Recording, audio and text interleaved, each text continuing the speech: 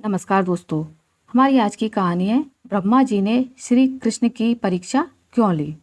यह बात तब की है जब श्री कृष्ण अपने बाल्यावस्था में थे, यानी यह कहानी श्री कृष्ण के बचपन की है।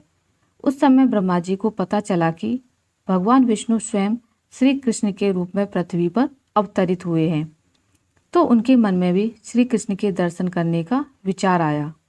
वह ब्रह्मलोक से पृथ्वी पर आए और देखा कि अपने सिर पर मोर मुकुट को धारण किए एक बालक गायों और ग्वालों के साथ मिट्टी में खेल रहा है।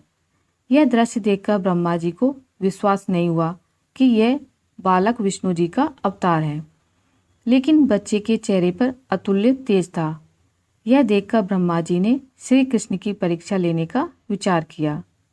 उन्होंने सबसे पहले गायों को वहां से उठा लिया। फिर जब श्री कृष्ण गायों को देखने के लिए गए तो उन्होंने वहां खेल रहे ग्वालों को भी उठा लिया और अपने साथ ब्रह्मलोक ले गए। कुछ देर बाद वह पृथ्वी पर वापस आए तो वहां का माहौल देखकर चौंक गए, क्योंकि जिन बच्चों और गायों को वे अपने साथ ब्रह्मलोक ले गए थे वो तो श्री कृष्ण के साथ पृथ्वी पर खेल रहे थे। यह देखकर उन्होंने ध्यान लगाकर ब्रह्मलोक की स्थिति जाननी चाहिए। उन्होंने दिव्य दृष्टि से देखा कि सभी बालक और गायें ब्रह्मलोक में ही हैं। यह सब देखकर उन्हें श्री कृष्ण की लीला समझ आ गई और उन्होंने हाथ जोड़कर उनसे क्षमा मांगी। साथ ही प्रार्थना की कि प्रभु मुझे अपने असली रूप के दर्शन दें। तब श्री कृष्ण ने ब्रह्मा जी को अपना विराट रूप दिखाया। श्री कृष्ण के उस रूप के दर्शन करने के लिए कई और ब्रह्मा भी वहां पर आ गए।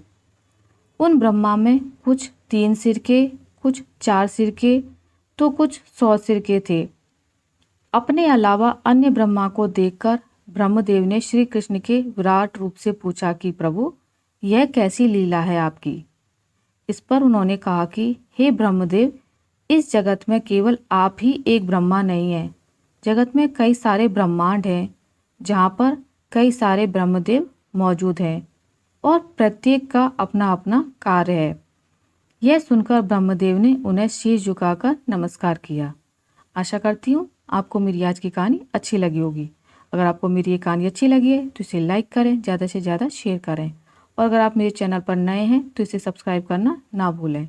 मिलते हैं एक नई कहानी के साथ, तब तक के लिए नमस्कार।